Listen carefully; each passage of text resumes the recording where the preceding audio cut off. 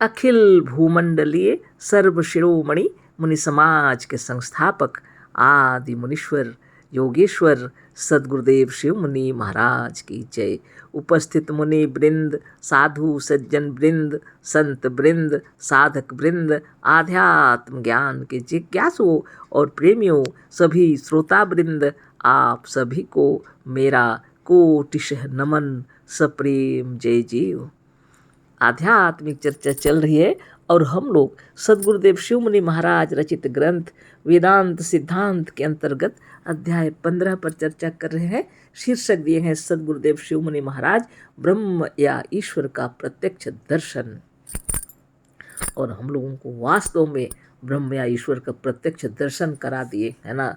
अथर्ववेद के मंत्रों को बतला रहे हैं, अब वेदों के उपनिषदों के मंत्रों को बतला रहे हैं और हम लोग को बतला रहे हैं गुरुदेव कि इसी आत्मा को ब्रह्म कहा गया है।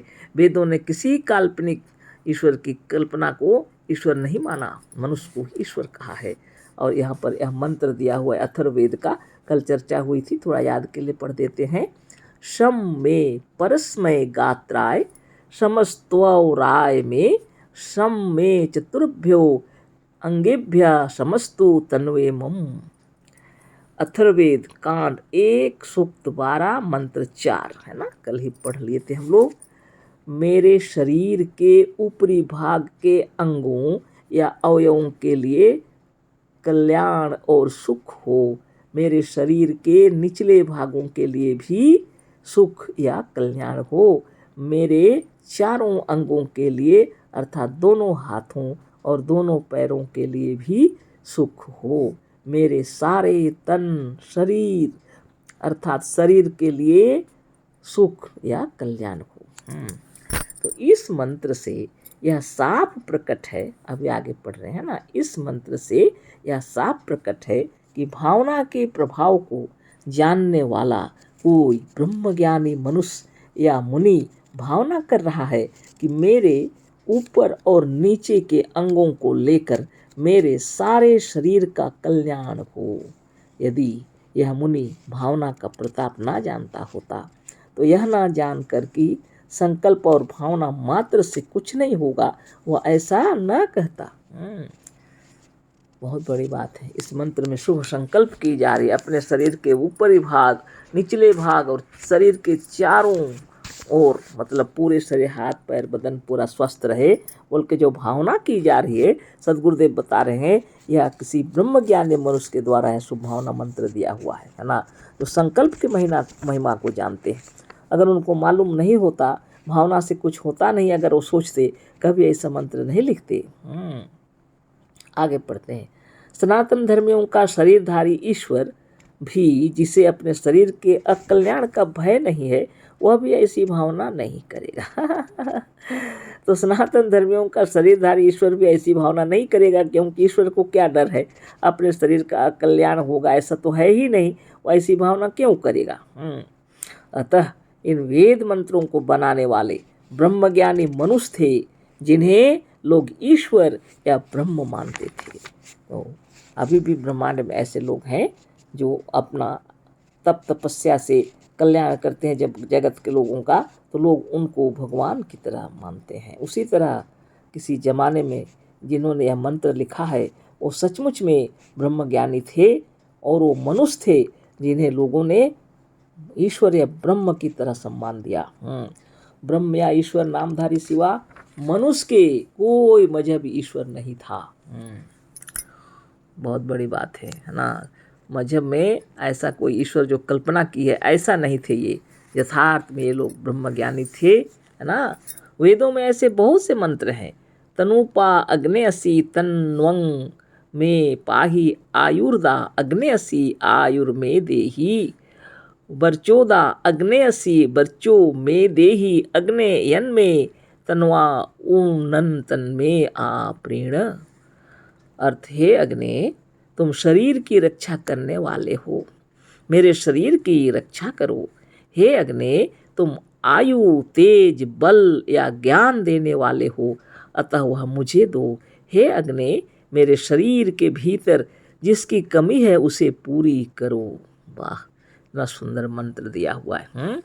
अर्थ बता दिए गुरुदेव की अग्नि से प्रार्थना की जा रही है अपने आत्मदेव से, मतलब अग्नि तो आत्मा ही है। इससे पहले ही गुरुदेव बता दिए हैं ये सब जितने हैं पर्यायवाची शब्द हैं आत्मा के, है ना।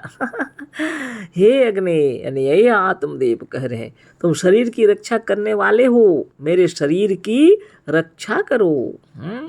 हे अग्नि, तुम आयु, तेज, बल या ज्ञान देने वाले हो, अतः वह मुझे दो। हे अग्नि, मेरे शरीर के भीतर जिसकी कमी है उसे पूरी करो। ऐसी भावना करके कितना ध्यान मगन होकर प्रणव करने से शरीर के भीतर ऐसा ही होने लगता है जैसी आप भावना कर रहे हैं, है ना। अब बताइए, आगे पढ़ते हैं। अब आप ही सोचें, क्या यह मजहबी ईश्वर का कहा हो सकता है? इसी तरह से वेदों के समस्त मंत्रों से ऐसा अर्थ निकलता है जिससे यह प्रकट होता है कि यह मनुष्यों का बनाया है और इसमें जीवात्मा को ही ब्रह्म या ईश्वर माना गया है। अतः और मजहब या मजहबी लोग चाहे जो कहें, पर भारतीय दार्शनिक पूरे अद्वैतवादी वेदांती थे जो जीव को ही ईश्वर मानते थे। हमारे भारत का दर्शन अद्वैतवादी वेदांती रहे हैं सब लोग। भारतीय दर्शन में अद्वैतवादी वेदांती थे जो जीव को ही ईश्वर मानते थे और कोई कल्पना नहीं किए थे, है ना। और चाहे कोई कुछ भी हो, लेकिन हमारे भारत का दर्शन है यह, और यही सर्वश्रेष्ठ है। या तो भारत तो विश्व गुरु रहा है युगों से, है ना। तो ऐसी बातें हैं। देखिए आगे पढ़ते हैं। एषोह देव प्रदिशो अनु सर्वाः पूर्वोह जातः स उ गर्भे अंतः स एव जातः स जनिष्यमाणः प्रत्यंग जनास्तिष्ठति सर्वतोमुख। यजुर्वेद का अध्याय ई मंत्र 2 और मंत्र 4। ई 2 मंत्र 4 यह यजुर्वेद के 32वें अध्याय का चौथा मंत्र है। इसका अर्थ समझने के लिए पहले इसके एक एक शब्द का अर्थ लिखते हैं। ऐसा मतलब यह, ह प्रसिद्ध, विख्यात, प्रख्यात, विशेष या मशहूर, हा का मतलब है। देव माने देवता, प्रदिश दिशाओं के, अनु मतलब पीछे, सर्वाह सब, पूर्व पहले, हा मतलब प्रसिद्ध, विख्यात, मशहूर, जातः उत्पन्न हुआ है, और सह उ वही, गर्भे अंतः गर्भ के भीतर है, अर्थात जो अभी उत्पन्न नहीं हुआ है। सह एव वही जाता उत्पन्न हुआ है, और सह उ वही जनिष्यमाण जन्म लेने वाला है। प्रत्यंग प्रत्येक जना मनुष्य, जीव या प्राणी होकर, तिष्ठति स्थिर है या खड़ा है, सर्वतः मुख सब तरफ से मुख्य होकर। एक एक अर्थ बता दिए गुरुदेव। आगे देखिए अर्थ बताए हैं। यह प्रसिद्ध देवता जो सबसे मुख्य होकर स्थिर है वही पहले था। अब देखिए कितना सुंदर इसका अर्थ है ना। यह प्रसिद्ध देवता जो सबसे मुख्य होकर स्थिर है वही पहले था, जन्म ले चुका है, वही जन्म लेने वाला है, वही गर्भ के भीतर है, और वही सब दिशाओं के पीछे है। सब दिशाओं के पीछे से क्या मतलब? इसका मतलब यह है कि वह 10 दिशाओं के आगे या सामने नहीं, 10 दिशाओं की ओर नहीं, किंतु सब दिशाओं के पीछे है। कितनी बड़ी बात है ना। बहुत बार इसकी हम लोग चर्चा कर चुके हैं और यहाँ पर भी है ना। तो जो सबसे प्रसिद्ध और मुख्य और जो है वह पहले था, जन्म ले चुका है। जैसे हम लोग सभी अभी जन्म ले चुके हैं, अब वही जन्म लेने वाला, कोई अभी जन्म लेने वाला है, वही गर्भ के भीतर है, और वही सब दिशाओं के पीछे है। सब दिशाओं के पीछे से क्या मतलब? इसका मतलब यह है कि सब 10 दिशाओं के आगे या सामने नहीं, 10 दिशाओं की ओर नहीं, किंतु सब दिशाओं के पीछे है। सब दिशाओं के पीछे कौन है? सब दिशाओं के पीछे है। इससे क्या अर्थ निकलता है? गुरुदेव लिखे हैं, मतलब यह है कि वह देव जो सबसे मुख्य है, सब तरफ से मुख्य होकर स्थिर है, या जिसके लिए पूर्वोक्त मंत्र में तिष्ठति सर्वतोमुख कहा है, जिसे लोग ईश्वर कहते हैं, जो संसार में प्रसिद्ध देव है वह आगे की ओर पूर्व दिशा की ओर नहीं किंतु उसके पीछे है। तो क्या पश्चिम की ओर है? नहीं, वह पश्चिम दिशा की ओर भी नहीं है, वह पश्चिम दिशा के भी पीछे है। अतः आप इस पर विचार करें कि ऐसा कौन सा स्थान है आपसे पूर्व नहीं किंतु सामने वाली पूर्व दिशा की ओर पीछे वाली पश्चिम दिशा के पीछे कौन सा स्थान है? यह वही स्थान है जहाँ आप हैं, जहाँ आपका अपना आप है, या जहाँ हमारा हम स्थिर है या खड़ा है। इस तरह से हमारा या हम वो स्वयं वह ईश्वर है, हम स्वयं यह ईश्वर है जो दिशाओं के पीछे स्थिर है।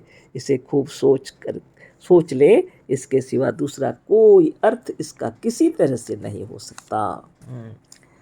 अब जहाँ खड़े हैं वहीं से अब चारों ओर इंगित करते हैं, पूर्व पश्चिम उत्तर दक्षिण, है ना। ऊपर नीचे।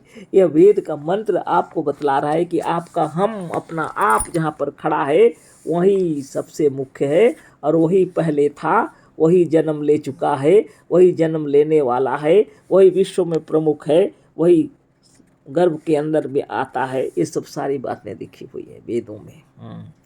तो आप जहाँ पर खड़े हैं आप स्वयं 10 दिशाओं की ओर इंगित करके बतलाते हैं, पूर्व पश्चिम उत्तर दक्षिण और जितने कोनों के और ऊपर नीचे सबको बतलाने वाले आप स्वयं हैं। इसलिए इनको सब दिशाओं के पीछे बतलाया गया है। बहुत बड़ी बात है।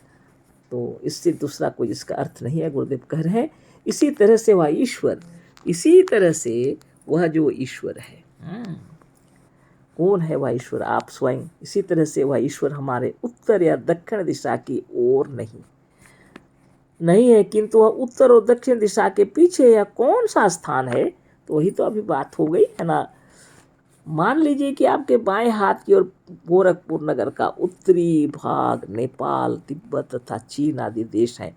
दाहिने हाथ की ओर गोरखपुर का दक्षिणी भाग मध्य प्रदेश, कन्याकुमारी और लंका आदि देश हैं।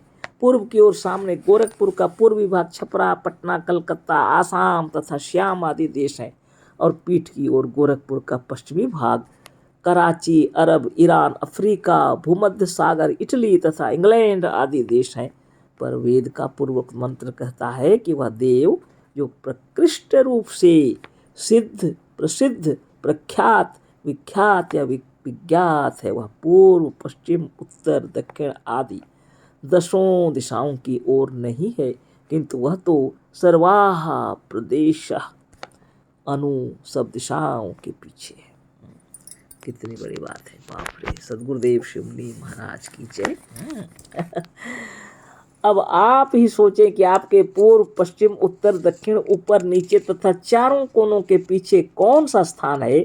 यह वही स्थान है जहाँ आपका अपना आप है, जहाँ आपका निज है, जहाँ आप ही आप है, जहाँ आपकी आत्मा है। अतः इस मंत्र का साफ साफ अर्थ या भावार्थ यह हुआ कि वह ईश्वर हम स्वयं हैं, वह हमारा अपना आप है, हमारी आत्मा है या हम स्वयं हैं। वेद के इस मंत्र से यह सिद्ध है कि इसमें मजहबी ईश्वर का वर्णन कदापि नहीं है। मजहबी ईश्वर के विषय में मजहबी दार्शनिक और विद्वान कहा करते हैं ईश्वर न जन्म लेता है, न गर्भ में आता है, न आगे जन्मेगा और न भूतकाल में कभी जन्म लिया था। इस तरह की बात है। तो आत्मदेव की महिमा अपार, सदगुरुदेव शिव मुनि महाराज की जय। आपकी महिमा अपार, हमारी महिमा अपार। सबके अंतर आत्मा जो अपने आप को हम बता रहे हैं वही ब्रह्म है। वेद उसी को ब्रह्म बोल के पुकारे हैं। तो आज इतनी ही चर्चा करेंगे, कल फिर आगे पढ़ेंगे। अशेष धन्यवाद, कोटि से नमन, सप्रेम जय जीव। सदगुरुदेव शिव मुनि महाराज की जय।